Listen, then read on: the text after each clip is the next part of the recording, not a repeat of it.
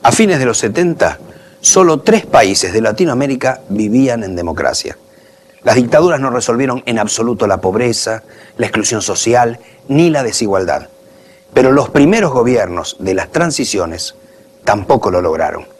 Y para las democracias actuales siguen siendo una deuda pendiente.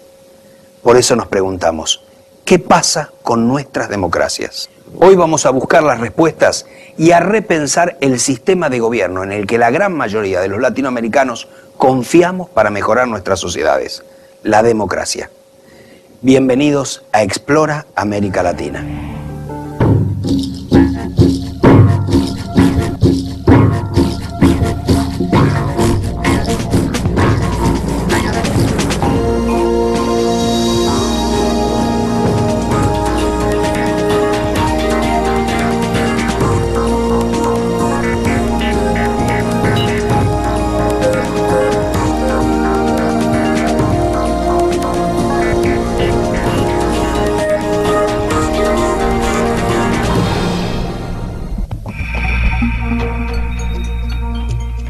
A partir de mediados de los 60, la gran mayoría de las democracias latinoamericanas comenzaron a ser derribadas.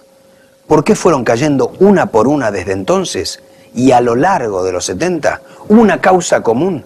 Veamos los primeros casos, no casualmente, en los 2 países más grandes de Latinoamérica. En 1964, en Brasil, es depuesto el gobierno encabezado por João Goulart y asume el general Humberto Castelo Branco. O ato institucional número 2 é recebido como consequência natural do processo revolucionário de março de 64.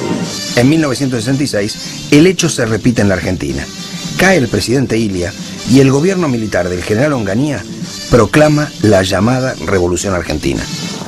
Ha llegado el momento de vivir en plenitud y de crear para nosotros y nuestra posteridad. El futuro será inexorablemente el resultado del esfuerzo común de todos los argentinos de hoy. Ambos golpes inician una larga serie de dictaduras en la región, solo explicables en el marco en el que se producen, el de la Guerra Fría a nivel mundial. América Latina como un ámbito fuertemente involucrado en la política exterior de los Estados Unidos, el patio trasero de una literatura con larga data, alterado por el impacto de la Revolución Cubana, que venía a romper esta regla del juego en la cual se instaura un régimen político de signo contrario en el área de influencia de una de las grandes superpotencias. Ahí mismo en las barbas del tío Sam aparece una revolución socialista, mucho más inducida en realidad por la torpeza de la política exterior norteamericana que por las convicciones originarias del M26, a decir verdad.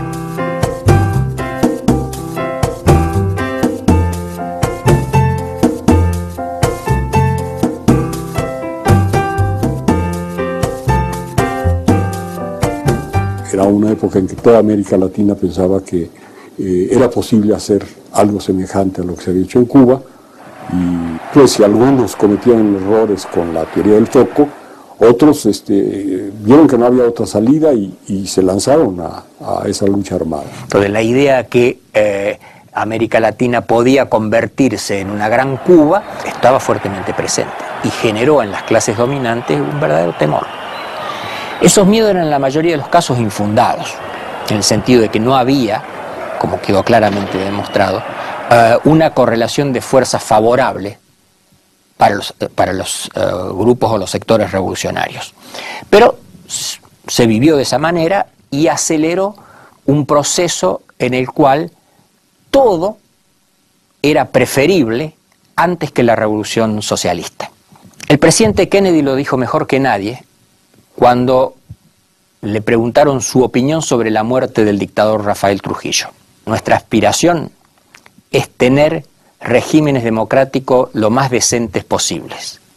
Pero si ello no es posible, es mejor tener un Trujillo antes que un Fidel Castro.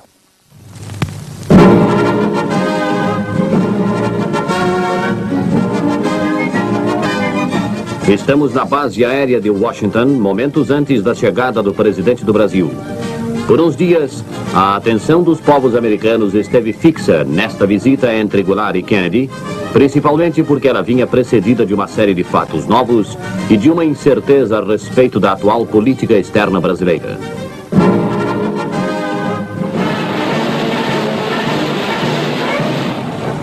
O presidente João Goulart, que defende com ardor as reformas de base, principalmente a reforma agrária, comparece à grande concentração popular e ali expõe os altos propósitos do seu governo nesse sentido.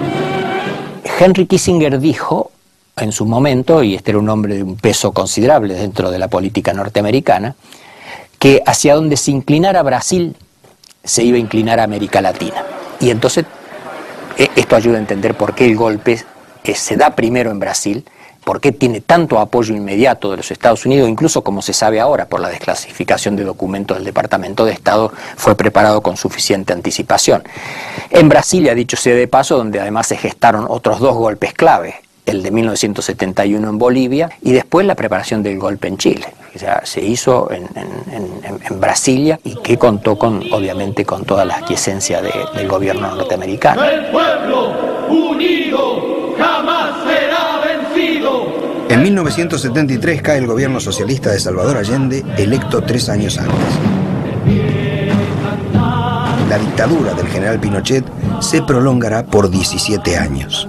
En la Argentina, el golpe del 76 depone a Isabel Perón y da comienzo al llamado proceso de reorganización nacional, que se extenderá por casi 8 años. Los gobiernos militares ya no muestran intenciones de ser transitorios y crear supuestas bases para los regresos democráticos. Las dictaduras llegan para quedarse. Comunicado número 1 de la Junta de Comandantes Generales. Se comunica a la población que a partir de la fecha el país se encuentra bajo el control operacional de la Junta de Comandantes Generales de las Fuerzas Armadas. Firmado Jorge Rafael Videla, Teniente General, Comandante General del Ejército. Ahora se trata de dictaduras que se pretenden fundacionales. Esto se nota muy bien en el caso chileno. Las primeras declaraciones de Pinochet, incluso ahí entre septiembre y noviembre de 1973, son que iban a venir a restaurar la democracia política que se estaba pervirtiendo con la demagogia de la Unidad Popular.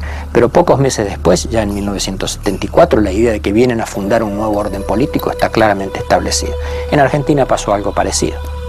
Esto va añadido o se suma a ese contexto en el cual la idea de la Guerra Fría conlleva además la idea de la guerra total, que es el fundamento de la doctrina de la seguridad nacional, donde ya no hay fronteras, físicas, políticas, las fronteras ahora son fronteras ideológicas, el enemigo no es un enemigo que sea individualizable externamente, que tenga uniforme, orden de marcha, orden de combate, bandera, etcétera, sino que es un enemigo invisible, difuso, está en todos los intersticios de la sociedad y cualquiera, hasta la más inocente abuelita, puede ser considerada potencialmente una enemiga. Esto, que está en la base de la doctrina de la seguridad nacional, definió todo un estilo que desde la Escuela de las Américas se inculcó, además de las técnicas de tortura, desaparición de personas que se heredan de la escuela francesa, a buena parte de la oficialidad de la totalidad de los países latinoamericanos, excepto Costa Rica, que no tiene ejército, y Cuba, que obviamente estaba excluido del sistema. En 1978, en Sudamérica, los generales, o en algún caso un civil designado por ellos, gobernaban en Chile, Argentina, Uruguay, Brasil, Perú, Bolivia, Paraguay y Ecuador. En la mayoría de los casos, los efectos de sus políticas fueron los mismos. Tenemos que hacer un esfuerzo muy grande para darnos cuenta que la misma palabra significa muchas cosas y a veces significa exactamente lo contrario de lo que uno piensa. El caso de la democracia es típico, ¿no?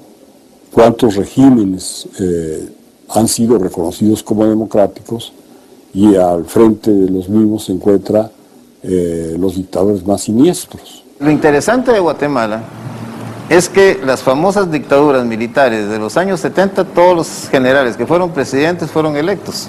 Los partidos políticos juegan el papel, digamos, nuevamente de ser los presentadores de la tarjeta de presentación del poder real, que era el ejército de Guatemala. Ustedes se ponen a ver a los dictadores que hacían elecciones, ¿verdad? Dicen, bueno, ¿y estos para qué están haciendo elecciones? Y no están eligiendo nada, ¿no? Y representaban la elección y pretendían que se legitimaban con las elecciones, ¿no? Las dictaduras latinoamericanas hirieron nuestras sociedades desde múltiples perspectivas. En primer lugar, y nunca lo podemos poner en segundo lugar, generaron heridas terribles desde la práctica de los terrorismos de Estado. Argentina lo sabe mejor que nadie en el Cono Sur, pero también lo sabemos los uruguayos, los brasileños, los chilenos, los paraguayos. Pero también hirieron a nuestras sociedades porque rompieron el contacto con el mundo de nuestras sociedades en el momento en que el mundo vivía una verdadera revolución. Empezaba una revolución científico-técnica, cultural, que transformó en clave inédita el mundo en los últimos 30 años del siglo XX. No teníamos vínculo con lo que ya comenzaba a ser la sociedad red, la sociedad del conocimiento. Y rompíamos sobre todo las redes de investigación. Eso hirió mucho y marcó mucho a las democracias post-dictadura. Si uno piensa en la democracia, en la recuperación de la democracia, que fue el gran tema en los años 80 hasta los años 90 para varios países de la región, lo que vemos es que durante los años duros, durante los que no existían condiciones democráticas, el gran lema de la sociedad civil era eso, ¿no? Recuperar las libertades civiles y políticas. Y jugaron un papel muy importante en la preparación de la transición, o de las transiciones políticas. De pronto se toma en serio, ¿verdad?, por parte de muchos latinoamericanos, el proyecto democrático.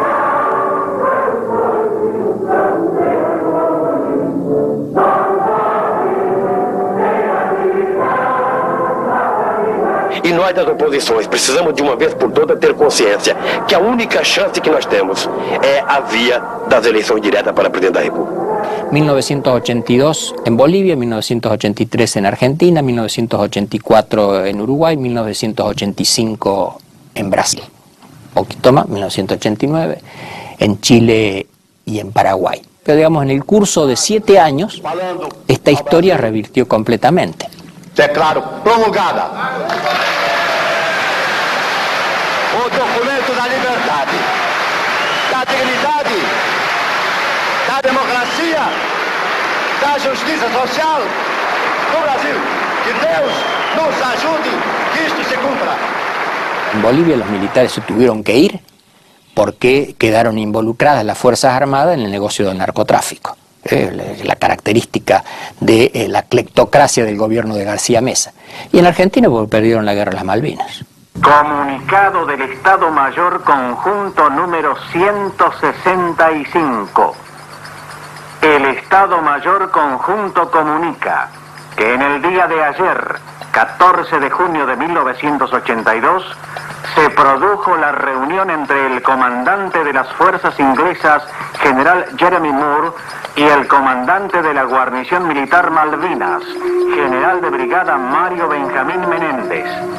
En dicha reunión se elaboró un acta en la cual se establecen las condiciones de cese de fuego y retiro de tropas. En Uruguay, los militares quisieron someter a referéndum, y de hecho lo hicieron, referéndum popular, su proyecto de constitución del nuevo Uruguay, de esta democracia protegida, tutelada a la que aspiraban. Y en contra de sus previsiones, la mayoría de la sociedad uruguaya lo rechazó. Y esto le puso en una situación de debilidad política que le obligó a negociar con los partidos políticos y cambia no solo las reglas del juego, sino también las características del proceso mismo de transición. ¿Cómo nacen las democracias de los 80? ¿Fortalecidas por el apoyo unánime o débiles y condicionadas? La nota dominante es la renuncia a reclamos de carácter más o menos radical. E incluso algunos que ni siquiera tenían ese cariz. Yo creo que tiene que ver con un error estratégico importante cometido por todas las dirigencias políticas de nuestros países que condujeron el proceso de transición hacia la democracia, que fueron víctimas, aceptaron o propiciaron una forma de chantaje. No radicalicemos esta democracia porque son tan frágiles que pueden generar una restauración de la dictadura o de la participación de los militares en la política. Esto se vio muy claro en el caso uruguayo y me parece también en el caso argentino, sobre todo después de 1987. A mis camaradas, la Operación Dignidad, cuyo comando asumo desde esta escuela de infantería, que es una respuesta a la continua agresión al ejército argentino. ¡Felices Pascuas! Los hombres amotinados han depuesto su actitud. Como corresponde, serán detenidos y sometidos a la justicia. Eso ayuda a entender también por qué en la mayoría de los países se optó por una política de no enjuiciamiento de los crímenes de las dictaduras. Lo de Argentina es excepcional y aún así con el límite que después va a suponer la ley de punto final y de obediencia debida, pero después es la excepción. A partir de este juicio y de la condena que propugno, nos cabe la responsabilidad de fundar una paz basada no en el olvido, sino en la memoria, no en la violencia, sino en la justicia. Esta es nuestra oportunidad y quizá sea la última.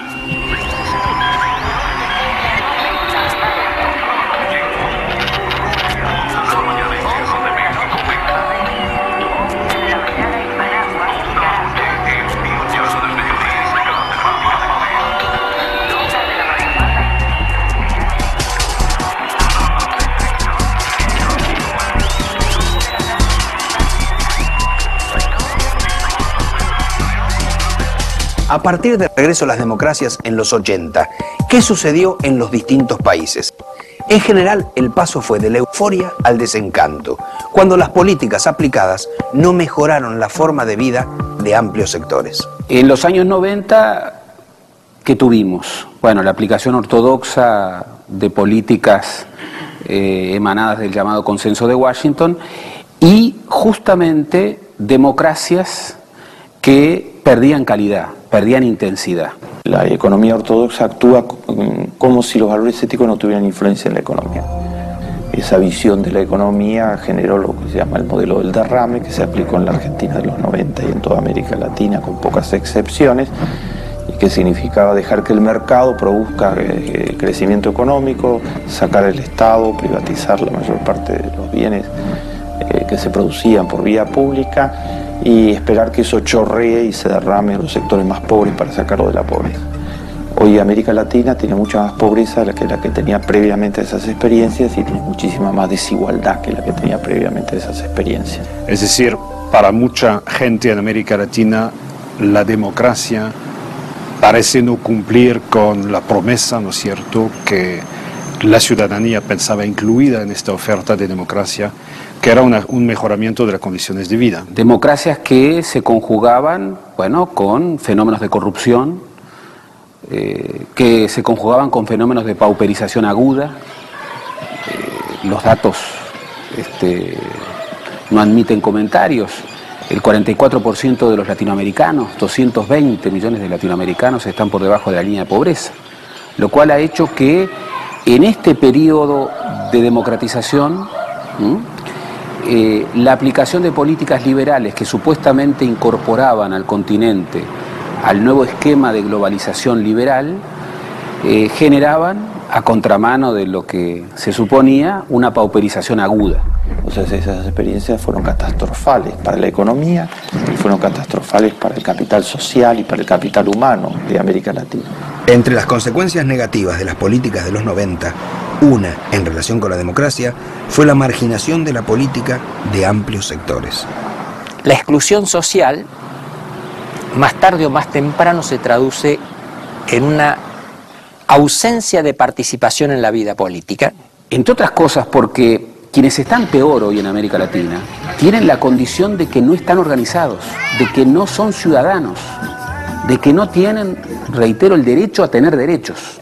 Cuando no hay que comer o llevar qué de qué comer a la casa, está claro que un hombre, una mujer, no tiene tiempo para pensar en la política. Este es uno de los éxitos, además, de las políticas neoliberales, que licuó la política y la decisión y la participación en la toma de decisiones políticas. De allí que un rol fundamental de un gobierno progresista, y esto se ve claramente, por ejemplo, en el diseño de las nuevas políticas sociales ante contextos de emergencia, llámese Hambre Cero en Brasil o llámese el Programa Nacional de Emergencia Social en el Uruguay. El primer punto, para no caer en el mero asistencialismo, es justamente programas que induzcan la autoorganización independiente de esta población no organizada.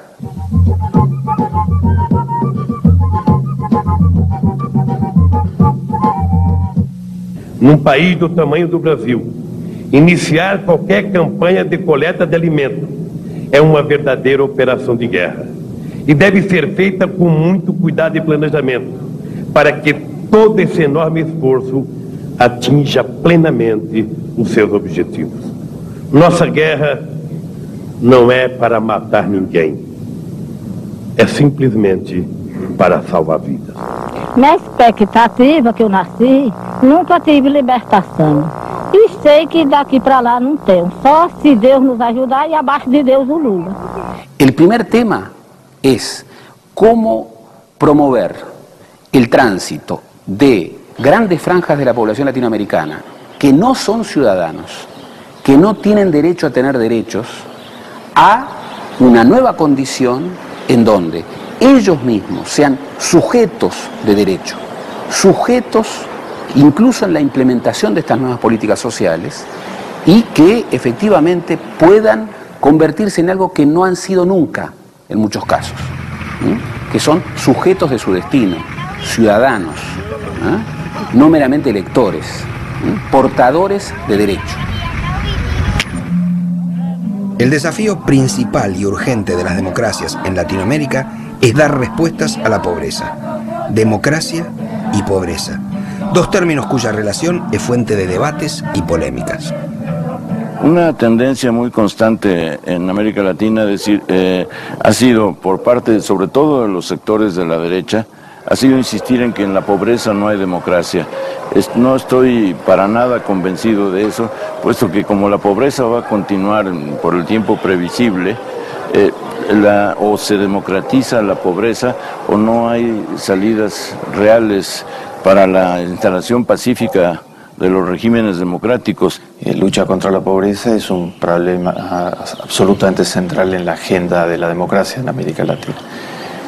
La democracia tiene su sustento en la libertad, pero tiene su pilar central en que es un sistema que respeta la dignidad de la gente. Y la pobreza es un atropello feroz contra la dignidad de la gente. Creo que en este momento es muy difícil que en la pobreza haya democracia, pero sí la hay en la medida en que los pobres están votando y en que los pobres tienen causas. Evo Morales gana por la convicción de los bolivianos de que en la pobreza hay democracia. En lo particular estoy convencido de que si no se acepta que en la pobreza puede haber y hay democracia, no se avanza. De la Paz Tupac-Katari, las 20 provincias, como departamento vanguardia en los movimientos sociales, que hacemos entrega de nuestro instrumento de guerra. Los analistas, según sus particulares puntos de vista, hablan de distintas democracias, formales, electorales, sociales, políticas o de democracias de diferentes grados. Solo conociéndolas podemos identificar las democracias de la región, pensar en cuáles son las deudas del sistema en América Latina y a qué tipo de democracias aspiramos. Por un cambio que nos favorezca a todos. Menem, presidente. Lo que usualmente se llama la democracia formal es aquella que se fue constituyendo sobre la base del modelo de la democracia liberal representativa, proveniente del mundo europeo, pero sobre todo en su versión norteamericana, que fue la que finalmente terminó modelando la idea de una democracia reducida casi a la presencia de ciudadanos que periódicamente convergían en el acto de definir quiénes eran sus nuevas autoridades, cualquiera fuera el rumbo. Un primer nivel muy elemental es la llamada democracia electoral. Las elecciones son más o menos limpias, más o menos transparentes, nunca demasiado limpias ni demasiado transparentes, por el tema del financiamiento ilegal de los partidos políticos, el costo de las campañas, pero ese sería, digamos, el grado más elemental de la democracia. Democracia es un nombre muy genérico, al modo. Una democracia en un país donde 15 familias controlan más del 60% del Producto Bruto es una democracia de baja intensidad. Hay una simetría de poder total. Luego tenemos un grado más evolucionado, que es la democracia política, en donde no solamente tenemos estas elecciones, sino además tenemos un juego de las instituciones políticas que garantizan, ¿verdad?, la adecuada representación de las preferencias de los ciudadanos. Eso prácticamente no existe en nuestra región. Hay una cosa, Mariano, que no le podemos ocultar a nuestro pueblo. El Poder Judicial es independiente, pero evidentemente hay una cierta dosis en el Poder Judicial de poder político. Y esa dosis está en la Suprema Corte de Justicia de la Nación. Una democracia en donde hay sectores significativos de clase media es una democracia de media intensidad. Luego tendríamos una democracia social, que es un grado más avanzado todavía, en donde tendríamos un conjunto de derechos ciudadanos, ¿verdad? O sea, una democracia de ciudadanos, de verdad, gente que es titular de derechos políticos, sociales, económicos. Poder popular, para que así podamos tener una participación en todos los eventos. ¿Qué significa eso? A través de la Contraloría Social. Y Contraloría Social en Venezuela significa que tenemos que ver con el gasto público, somos los controladores de salud, para que los índices de corrupción vayan disminuyendo, y eso es lo que estamos haciendo. Una democracia de alta intensidad no es fácil. Una democracia de alta intensidad es una democracia donde la gente realmente tiene libertad. Un fenómeno asociado a la pobreza es ineludible al hablar de las democracias en Latinoamérica: la desigualdad, la brecha entre pobres y ricos, hoy la más profunda de todas las regiones del mundo. África es el continente más pobre del planeta, pero Latinoamérica el más desigual. El 10% más rico de América Latina tiene el 50% de todos los ingresos y el 10% más pobre tiene el 1.6% de todos los ingresos. Eso significa una distancia mayor a 50-1. En Italia la distancia es 13-1. En Estados Unidos, que es el país más desigual de los países desarrollados, es 17-1. En Noruega es 3-1. Corea es 8-1. En América Latina más de 50-1. Esa distancia feroz, esa desigualdad feroz, primero es antiética desde ya. Y en efecto, ahí está uno de los puntos cruciales que atraviesan o al que se enfrentan los regímenes democráticos en la actualidad. En América Latina no es que hay pobreza y hay desigualdad, hay pobreza porque hay desigualdad. No son dos variables que funcionen independientemente y se conectan por allí, sino que una razón central de por qué un continente tan rico tiene tanta pobreza es la desigualdad. En América Latina reina el accidente de nacimiento. Si alguien nace en una familia del 10% más rico de la población, tiene la posibilidad de vivir como alcanzar los logros de un niño que nació en Suiza, por ejemplo. Si alguien que nace en el 10% más pobre de la población, no va a poder completar la escuela primaria. Es el 80% de los chicos que vienen de padres en América Latina que no terminaron la primaria, tampoco terminan la primaria. Y no va a poder completar la escuela primaria no porque no tenga las capacidades intelectuales, sino porque va a ser un niño que trabaja. El 20% de todos los niños de América Latina menores de 14 años de edad trabajan. Va a ser un niño que en 25% de los casos va a tener desnutrición en América Latina. Con eso no hay rendimiento escolar posible. Entonces los destinos están muy marcados con estos niveles fenomenales de desigualdad que tiene América Latina. En el próximo bloque, una polémica vigente. Después de más de un siglo y medio, la relación entre capitalismo y democracia. 3 presidentes que rompieron un molde en sus países: Lula da Silva, Evo Morales y Michelle Bachelet. Además, ¿qué clases de democracias existen en los países latinoamericanos?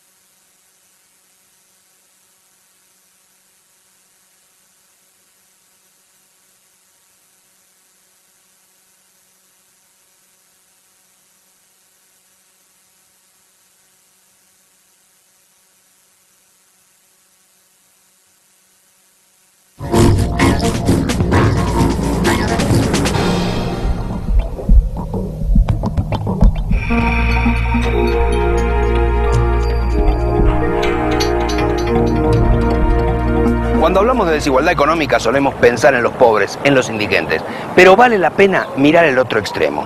Un informe mundial sobre riqueza a mediados del 2002 mencionaba que a pesar de la crisis, los ricos mostraron una gran habilidad para seguir acumulando dinero.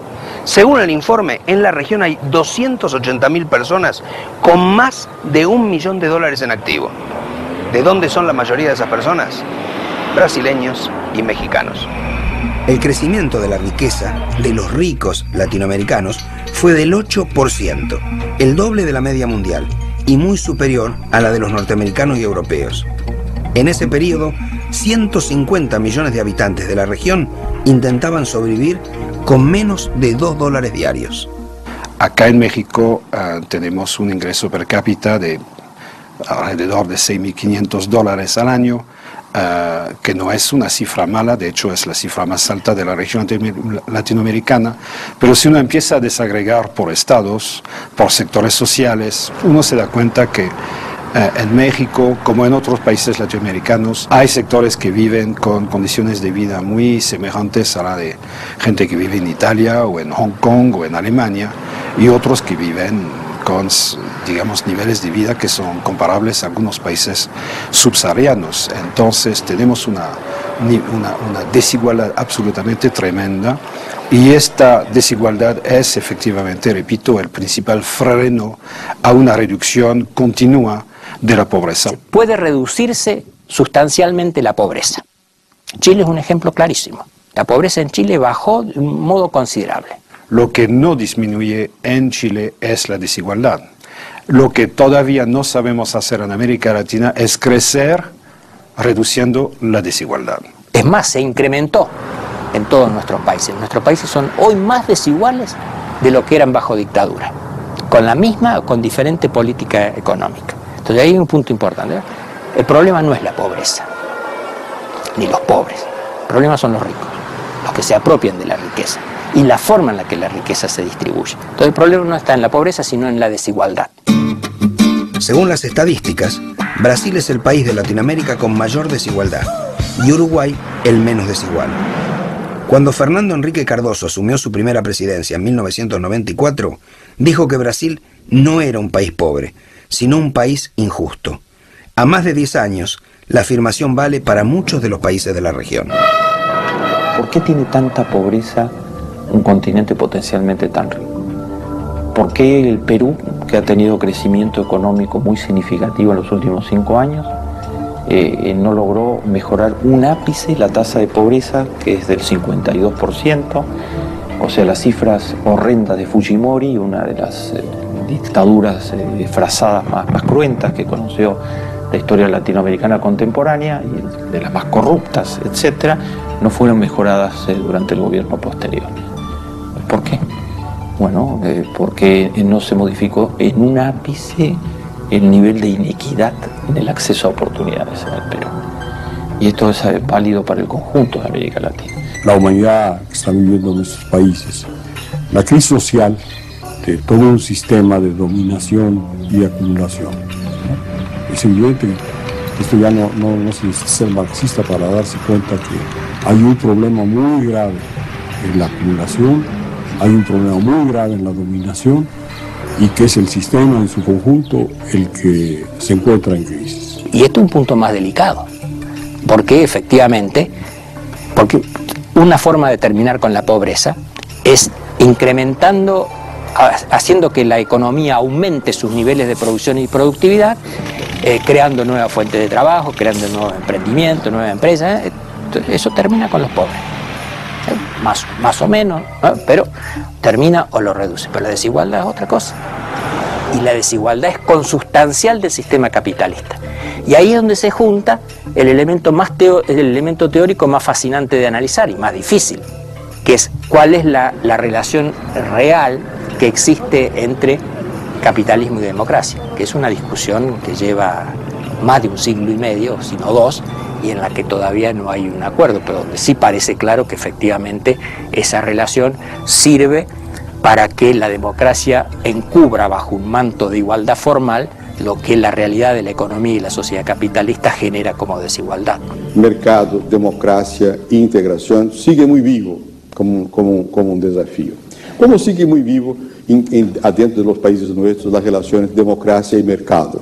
Como también sigue más vivo todavía las incomprensiones frente al tema de qué significa eso. La relación entre capitalismo, economía de mercado y democracia evidentemente es una relación muy compleja. Normalmente la ideología dominante presenta a la democracia como la otra cara de la economía de mercado. La realidad es que la economía de mercado lo que ha producido en América Latina en los últimos años ha sido una increíble erosión de la fe en los valores democráticos y una insatisfacción con el funcionamiento de nuestras economías y de nuestros sistemas políticos muy grande. Lo que hay que hacer son adaptaciones, readaptaciones y ver cómo frente a las condiciones actuales se puede actuar con los valores que son los de la democracia, los de una mejor distribución de renta, de solidaridad social, en fin, estos que son valores más permanentes y todavía hay mucha incomprensión en esta relación. Le voy a dar un dato muy significativo.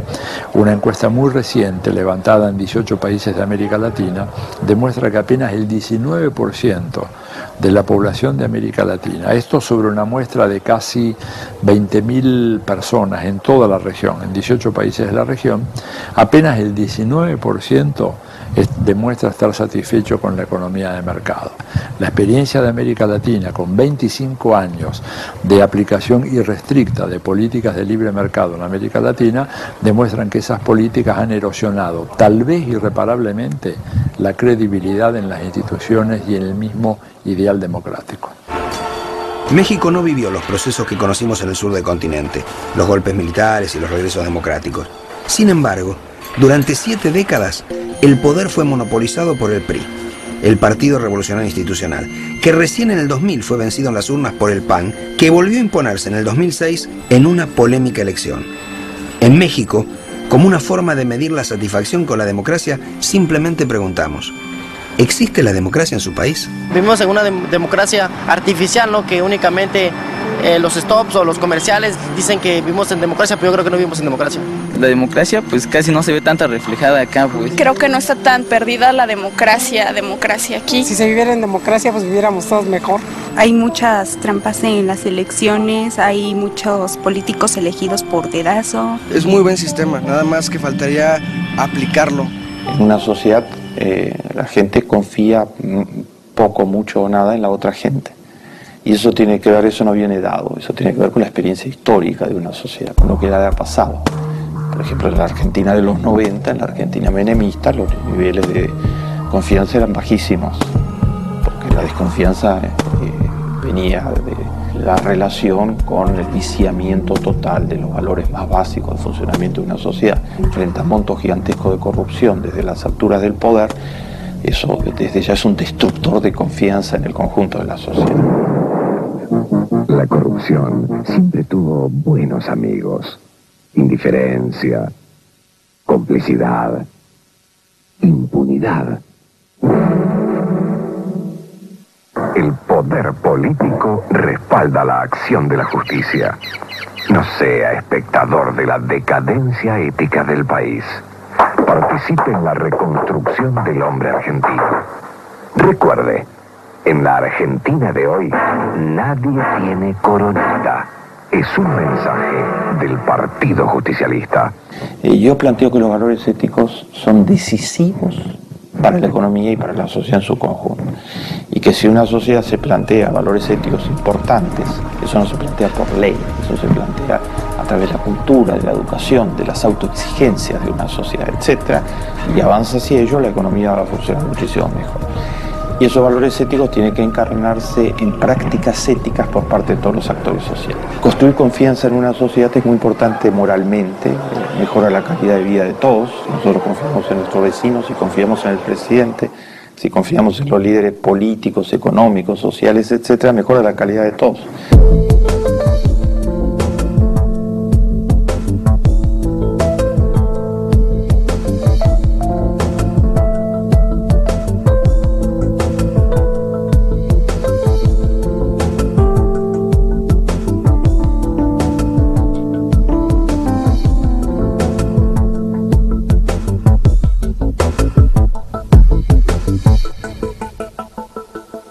Los latinoamericanos dicen abrumadoramente que prefieren la democracia a cualquier otro sistema político. Más de 2/3 partes dicen que prefieren la democracia. Dentro de todos los sistemas políticos que conozco, me parece que es el más apropiado para que todas las personas puedan participar y que hay un crecimiento individual de cada persona también y al mismo tiempo de una sociedad. Piedra fundamental para cualquier tipo de crecimiento económico, social, político, en salud, en educación. La democracia es fundamental. Es perfectible, tiene sus falencias, pero es lo mejor que conocemos, así que me parece que hay que tratar de respetarlo y apoyarlo. Pero cuando se les pregunta qué piensan del sistema democrático que están viviendo, el que viven en su país, 2/3 partes están totalmente insatisfechos con el sistema democrático. Tiene carencias. Creo que el hambre, la exclusión social y todo ese tipo de cosas no la ha podido contener.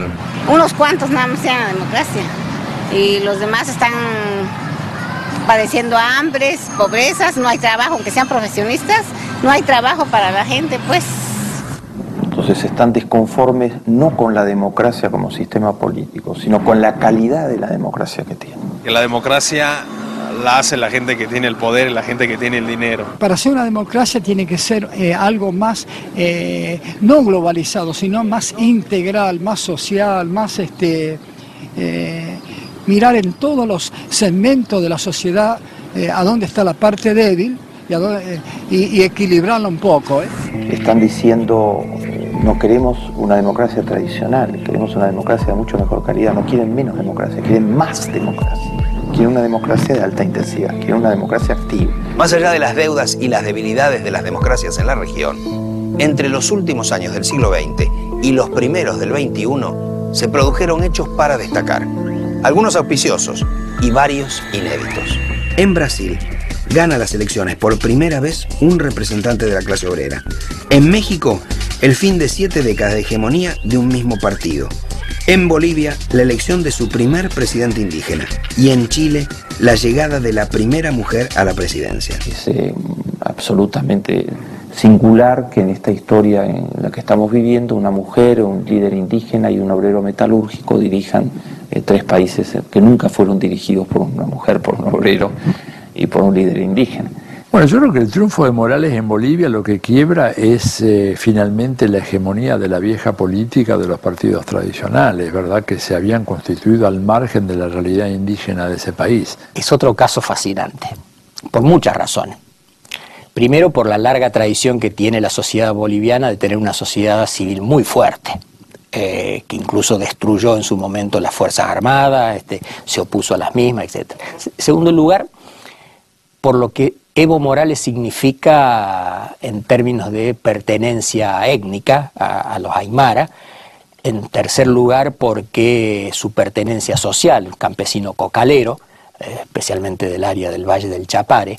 En cuarto lugar, porque se ha posicionado de una manera muy firme en la defensa de los recursos naturales, sobre todo gasíferos petrolíferos.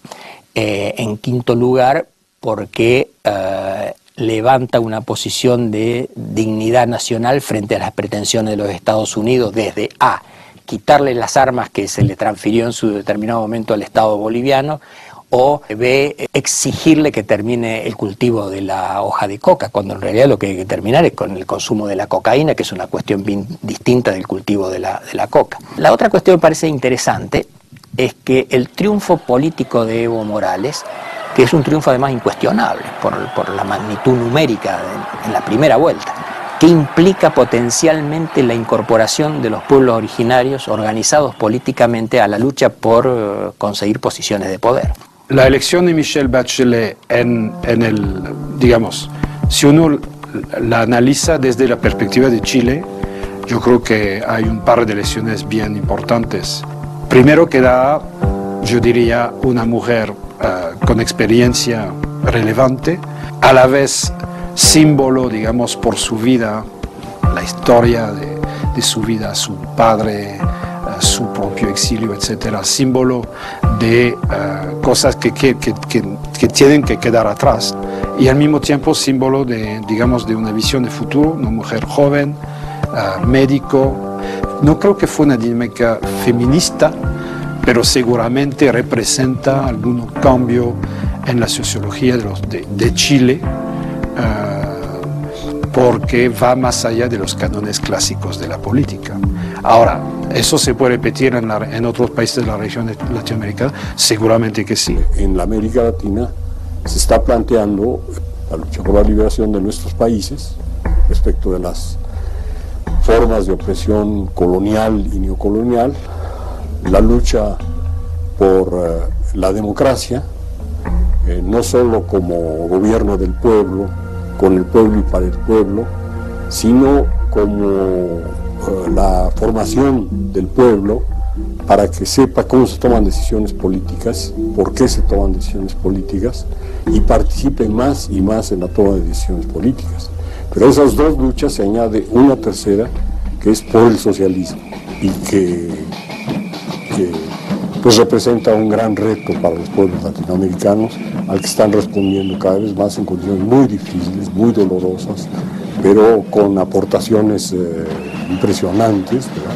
Como la de Bolivia, con el MAS y el triunfo de Evo Morales, como este movimiento nuevo de Venezuela, este nuevo bolivarismo en que, lejos de convertirse en un populismo como pretenden sus enemigos, constituye un nuevo esfuerzo en el que se involucran las fuerzas militares para un proyecto en el que el pueblo tiende a organizarse más y más, tiende a educarse más y más y tiende a participar más y más.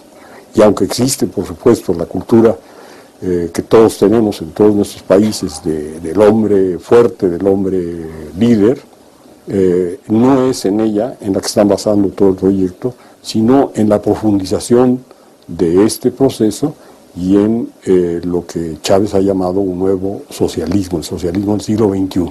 Estamos aquí dándole un apoyo además a nuestro comandante Hugo Rafael Chávez Frías, apoyando el ALBA que acaba de amanecer y está llegando el ALBA a Latinoamérica, porque el ALBA significa amor, significa justicia social, significa equidad, significa mayor gasto social para la salud, para la educación, para la cultura, para los comités de tierra. Si quisiéramos hablar de la fragilidad de las democracias en Latinoamérica, podríamos decir que desde los 90, 11 gobiernos no completaron sus mandatos y otros 6 que los sucedieron tampoco culminaron su periodo. Si quisiéramos hablar de su consolidación, podríamos decir que se ha extendido a casi toda Latinoamérica, que en 12 meses, entre el 2005 y el 2006, hubo 12 elecciones presidenciales y que en esos periodos electorales el apoyo y la confianza en la democracia aumenta notablemente. Pero más allá de datos negativos o auspiciosos, ¿cuáles son las condiciones de construcción de democracias? ¿Cómo mejorar su calidad? ¿Qué debe hacerse desde las instituciones y los gobiernos? ¿Y qué podemos hacer los ciudadanos? Nosotros tenemos que aspirar de las democracias de baja intensidad que hay en gran parte de América Latina a democracias por lo menos de media intensidad y finalmente a democracias de alta intensidad. Eso no se hace si no reducimos los niveles de pobreza. Y no reducimos los niveles de pobreza si no reducimos los niveles de desigualdad. Entonces allí hay un círculo virtuoso que hay que desencadenar. Por eso una de las claves del futuro latinoamericano es que la consolidación de las democracias supone una reconstrucción, una reinvención de la política y de las democracias, que entre otras cosas implique, bueno, un reempoderamiento de esas grandes franjas de la población latinoamericana que están marginadas de la democracia, que están marginadas de la ciudadanía. Por eso es una instancia, es una encrucijada muy particular para las democracias latinoamericanas muy debilitadas, que para seguir mereciendo el nombre de tales deben impulsar políticas profundamente y radicalmente transformadoras. Una democracia más activa genera apoyo para políticas a favor de los pobres y a favor de la equidad. Esas políticas son las que hacen que una democracia pueda ser más activa. Ese es el círculo virtuoso que estoy hablando. Lejos de estar en momentos de abdicación de la política, este momento de América Latina es un momento que requiere una reivindicación de la política. Obviamente los viejos partidos están profundamente desafiados en su identidad y en su capacidad de representar las causas populares. Pero la idea es crear nuevos partidos, o que los viejos partidos se reformulen en clave renovadora. Pero también la sociedad civil es un actor importante que mantiene un rol, digamos, protagónico en todo lo que es lucha contra la pobreza, vela por un mejor cumplimiento de los derechos humanos, está en muchos frentes que avanzan despacio, por ejemplo, derechos de la mujer, todo el tema de la sustentabilidad ambiental. Entonces, sí, la sociedad civil cumple un rol muy importante. Lo que seguramente más le falta es un nivel, digamos, de reconocimiento que lo convierta en lo que llamaba yo, digamos, ser un interlocutor válido en la discusión de las políticas públicas, ¿no? Poder entrar en un tipo de democracia que, manteniendo su carácter representativo, es decir, con los parlamentos, con digamos, todo el carácter institucional de la democracia, permitiera a la ciudadanía poder expresarse a través de cauces adicionales. Estos cauces adicionales son las organizaciones de la sociedad civil, pero en muchos países le falta este carácter orgánico para poder incidir en forma permanente en algunos ámbitos fundamentales de la política. Y el desafío para mí más importante para los latinoamericanos de nuestros días es el que proviene de una cultura de la parálisis, que es la peor de las herencias coloniales, que nos enseña a aceptar la realidad y que nos prohíbe cambiarla. Entonces hay que romper esa estructura de la impotencia, hay que ser capaces de salir de eso. Y para eso tenemos que juntarnos. O nos unimos o estamos fritos. En la soledad no podemos. Como decía un periodista norteamericano allá por los años 70, que tenía un programa muy interesante en radio, y todos los días terminaba con lo mismo. Decía, ¿a usted no le gustan las noticias que acaba de escuchar? Salga de su casa y haga otras. Hágalas usted mismo. Y yo creo que de eso se trata, de ser capaces de producir nosotros, con nuestros actos, noticias de cambio de la realidad que no nos gusta.